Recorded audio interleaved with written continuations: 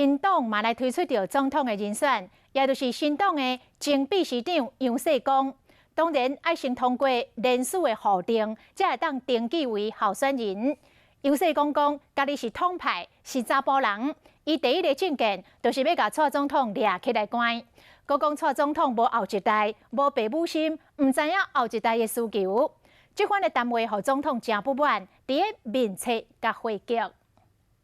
当选中华民国总统，我首先要把台湾最核心的毒瘤蔡英文前总统绳之以法。新党推出前秘书长杨世光参选总统，头一个政见就是针对总统蔡英文。下台之际，就是他进入大牢之际。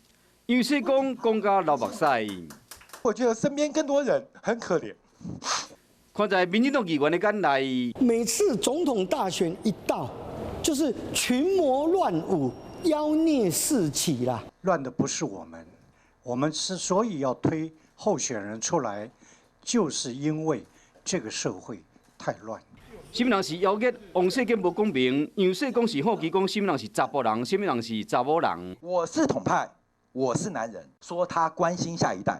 你没有下一代，仇恨对立式的语言在选举的话，那新党真的是严重倒退。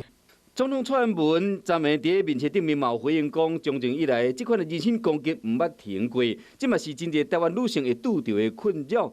台湾有真侪少年老爸老母拍拼培育下一代，有的人是无结婚生囝，不过这无代表就无法体会父母的辛苦。2020总统大选，新党决定推出人选，不过就要看敢有法度通过超过28万人联署的头一关。